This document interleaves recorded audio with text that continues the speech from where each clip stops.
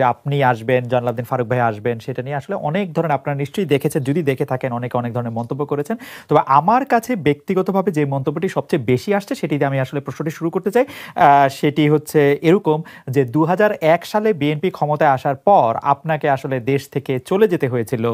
এবার আপনি এরকম কোনো কিছু আশঙ্কা করছেন কিনা, যদি বাংলাদেশে সরকার না থাকে তাহলে এবারও আপনাকে দেশ থেকে চলে যেতে হতে পারে, অবস্থাটা কিরকম সেটা দিয়ে যদি আমরা আসলে শুরু করি।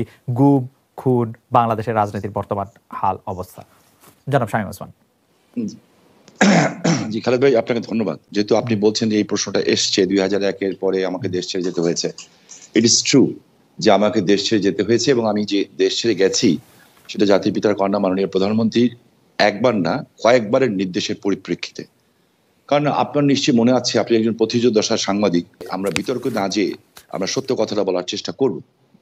তো সেইখানে যে বিষয়টা হচ্ছে যে আপনার খুব স্পষ্ট মনে আছে যে 2001-এর আগে আমি নারায়ণগঞ্জে সারা বাংলাদেশের বুদ্ধিজীবী বলতে কবি শামসুর রহমান সাহেব, প্রফেসর কবি চৌধুরী স্যার, মান্নান স্যার, মানে এই ধরনের যারা বিচারপতি কে এম সোহান স্যার, ওনাদেরকে নিয়ে প্রায় 65 জন বুদ্ধিজীবী যারা বুদ্ধি বিক্রি করে খেতেন না, হ্যাঁ, যারা সত্যিকারী বিদ্যুদীপ্ত মানুষ ছিলেন, তাদেরকে নিয়ে নারায়ণগঞ্জে একটি অনুষ্ঠান করেছিলাম জাহানারা ইমামের স্মরণে। তো ওইখানে তোরম করে যে একটা ভবন হওয়ার কথা ছিল আর্টস ফ্যাকাল্টি আমার পিতার নামে, কে এম শামসুজ্জোহার নামে। তো ওইটা তখন সবাই বলেন, তো জাহানারা ইমামকে আমি ব্যক্তিগতভাবে খুব শ্রদ্ধা করতাম একজন মুক্তিযোদ্ধার মা হিসাবে, এবং আমার মনে হয় ফারুক ভাইও শ্রদ্ধা করবেন, যদিও বিএনপির আমলে উনি প্রচন্ডভাবে নির্যাতিত হয়েছেন ক্যান্সারের রোগী হওয়ার পরেও। তো সেইখানে আমরা ওনার নামে ভবনটা করি, এবং সেই দিন ওই ভবনটা করার পর একটা বিশাল সমাবেশ হয়, ইয়াং জেনারেশনের সমাবেশ। সেই সমাবেশে স্যাররা যারা ছিলেন, যাদেরকে আমরা শ্রদ্ধা করি এবং সারা জীবন করব, এর মধ্যে আমার মনে আছে কবি চৌধুরী স্যার উনি কেঁদে দিয়েছিলেন, আমার মামা হাসান ইমাম সাহেব কেঁদে দিয়েছিলেন, দিয়ে বলেছিলাম এখান থেকে শুরু করো, যেহেতু নারায়ণগঞ্জে আওয়ামী লীগের শুরু হয়েছে, এখান থেকে শুরু করো। আমরা কি চান, বলে যুদ্ধাপরাধীদের বিরুদ্ধে কথা বলো। তখন আমরা বলেছিলাম যারা 30 লক্ষ মানুষের জীবন নিয়েছে, 2 লক্ষ মানুষের সম্ভ্রম নিয়েছে, ওই গোলাম আজম গং, শুধুমাত্র ওই গোলাম আজম গং কথাটা উচ্চারণ করেছিলাম, যে তাদের এই নারায়ণগঞ্জের পবিত্র মাটিতে প্রবেশ নিষিদ্ধ। এই কথা বলার পরিপ্রেক্ষিতে কিন্তু 2001-এর 16 জুনে, এরপর আপনি দেখবেন তার কিছুদিন পরে জামাতের গোলাম আজম 3 জায়গায় ঢুকতে যান, মুন্সিগঞ্জ, নরসিংদী ঢুকতে পারেন নাই। যাই হোক, পরে নিজামী সাহেবকে ইয়ে করা হয়, জামাত ইসলামের আমির তৈরি করা হয়, এবং তারপরে আমাকে দলের থেকে জানানো হয়, সরকার প্রধান থেকে প্রধানমন্ত্রী জানান যে আমার উপরে হামলা হবে, আমাকে ঢাকা থেকে বলা হয়। আমি সেটা শুনি নাই, আমি ভেবেছিলাম যে ওরা সামনের থেকে মারবে, তো মুক্তিযুদ্ধের সন্তান তো সামনের থেকে মারলে ফেস করতাম। কিন্তু নারায়ণগঞ্জে 2001-এর 16 জুনে বোমা হামলা হয়, যেখানে 20 জন মানুষ নিহত হয়, এবং আমার এই হাতটা খুলে যায়, বা পাটা অচল হয়ে যায়, আমি পঙ্গু হয়ে যাই, এবং সেই শক্তিই তখন ক্ষমতায় আসে। এবং আপনি শুনে অবাক হবেন, আপনি একজন ম্যাজিস্ট্রেট ছিলেন, আপনি আইনের ছাত্র, আমিও আইনের ছাত্র। এই বোমা হামলা যেটা আমার উপরে ঘটিয়েছিল, এবং যখন জ্ঞান ফেরার পরে আমি একটা কথাই বলেছিলাম যে শেখ হাসিনাকে বাঁচান, তখন বিএনপি নেত্রী খালেদা জিয়া বলেছিলেন যে আমরা নাকি আমাদের বোমা হামলা নিজেরাই ঘটিয়েছি, কারণ জাতির পিতার কন্যা শেখ হাসিনার পরিবারের নিরাপত্তা আইন পাশ করার জন্য। এবং 16 জুনের এই বোমা হামলার ঘটনা যখন বিএনপি ক্ষমতায় আসে, তখন কিন্তু আমাদের উপরই চাপিয়ে দেওয়া হয়েছিল, শুধু আমার উপরে না, আমার বাড়ির বউ, ভাবি, মেয়ে, ছেলে, ভাই, সবার উপরে চাপানো হয়েছিল। এই শক্তি, আমার মনে হয় যে আপনার প্রশ্ন উত্তর ক্লিয়ার। আমার মনে হয় আমার বক্তব্য পুরো ক্লিয়ার। গুম খুন নিয়ে অনেক ধরনের কথা হচ্ছে, এখন বলা হচ্ছে জাতিসংঘের তালিকা, নানা ধরনের কিছু। আমার প্রশ্ন শুধু, মানে বিভিন্ন সময় দেখা গেছে যে আওয়ামী লীগের নেতৃবৃন্দের উপর, এমনকি বর্তমান প্রধানমন্ত্রী শেখ হাসিনার উপর অনেক আক্রমণ হয়েছে, যে আক্রমণ আসলে প্রাণঘাতী ঘটেছে। এরকম একটি আক্রমণের কথা আসলে জনাব শামীম ওসমান এরকম বললেন।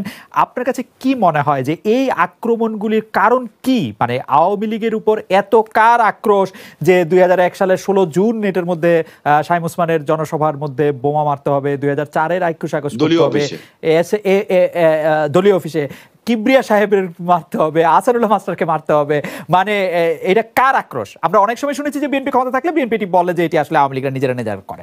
আপনার মতামত একটু শুনতে চাই। না, অবশ্যই এটা তো বিগত 16 বছর, আমরা আরো বলি 111 থেকে যেই আমাদের বিরাজনীতিকরণ শুরু হয়েছে, সেই সময় থেকে কিন্তু আমাদের এই রাজনৈতিক সংগ্রামটা, এবং আমাদের বিরোধী দলীয় নেতাকর্মীরা যেই আত্মত্যাগ করেছে, নির্যাতিত হয়েছে, এবং নির্যাতিত হওয়ার পরেও তারা বারবার মাঠে নেমেছে। তারা নামার কারণে কিন্তু একটা রাজনৈতিক পরিবেশ আমরা পেয়েছি, কথা বলার মিনিমাম পরিবেশ কিন্তু আমরা পেয়েছি, যে জায়গায় আমরা নেমে কথা বলতে পেরেছি, এবং এই অভ্যুত্থানেও আমরা সকল রাজনৈতিক দলের সেই ভূমিকাকে স্বীকার করি, এবং তারা ভ্যানগার্ডের মতো ছিল, গুলির সামনে ছিল, এবং ব্যক্তিগতভাবে বললেও কিন্তু ছাত্রদল বলেন বা শিবির বলেন বা বামপন্থী সংগঠন প্রত্যেকেই আমাদেরকে নানাভাবে সহযোগিতা করেছে। ব্যক্তিগতভাবে আমাদের জীবন রক্ষার্থেও তারা অনেক ভূমিকা পালন করেছে। মানে রেকর্ড করে বলছি, গুম প্রসঙ্গে জাতির পিতা কন্যা শেখ হাসিনা বলেন, কয়েকটি আন্তর্জাতিক সংস্থা গুম খুন নিয়ে কথা বলে, গুমের হিসেবে দেখা যায় গেল সবচেয়ে বেশি গুম জিয়াউর রহমানের আমলে, তারপর থেকেই তো চলছে। আমরা যখন তালিকা চাইলাম ৭৬ জনের নাম দেওয়া হলো, এর মধ্যে এমনও আছে আরেকজনকে শায়েস্তা করতে মাকে লুকিয়ে রেখেছে, কেউ বোনকে লুকিয়ে রেখেছে।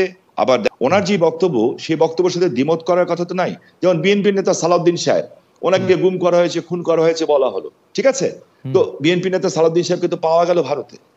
আপনি লক্ষ্য করে দেখেন, যেমন আমার বন্ধু সহযোদ্ধা ইলিয়াস আলীকে নিয়ে এখনো কথা হচ্ছে।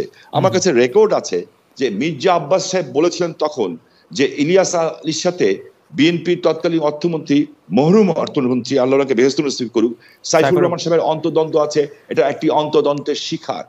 এই যে কথাগুলি আছে, সো কোনো জিনিস ফাইনালি না হওয়া পর্যন্ত, বিচার বিভাগ দ্বারা মূল্যায়িত না হওয়া পর্যন্ত আপনি তো বলতে পারি না যে who is guilty and who is wrong. Shamim ভাই, আমি আপনাকে একটু, আপনি যদি বলেন খুনের কথা, রাইট, জি বলেন। জি, আপনি নজরুল ইসলাম সহ নারায়ণগঞ্জের র্যাবের ক্ষেত্রে আপনি স্পষ্ট বলেছিলেন যে র্যাব এরকম অনেক কাজ করছে, নারায়ণগঞ্জে করছে। জি, সেটি আপনি একটু যদি বলেন যে আপনি এখনো এরকম মনে করেন। আমি বলতে চাচ্ছি, দেখেন, যখন নারায়ণগঞ্জে 7 মার্ডার হলো, আমি কিন্তু উইদিন 45 মিনিটসের মধ্যে, 45 মিনিটের মধ্যে দেশের সর্বোচ্চ জায়গায় আমি এই খবরটা পৌঁছেই দেই, কারণ আমার কাছে খবর এসেছিল যে এই ঘটনা র্যাব দ্বারা সংগঠিত হয়েছে, র্যাবের কিছু মানুষ দ্বারা সংগঠিত হয়েছে, এই মেজর আরিফ সহ এরকম যারা আছে। হ্যাঁ, এবং আমি বিষয়টাকে আগের থেকে আজ করছিলাম যে এরকম কিছু একটা ঘটনা ঘটতে পারে, বিকজ তারা ডিস্ট্র্যাক্ট হয়ে গেছিল। যেহেতু আমি এলাকার মানুষ, আমাকে সবকিছু খবর রাখতে হয়, এবং আমি স্বরাষ্ট্রমন্ত্রী মহোদয়কেও জানিয়েছিলাম বিষয়টা যে something is going on, but এত বড় দুর্ঘটনা হবে এটা আমি বুঝতে পারিনি।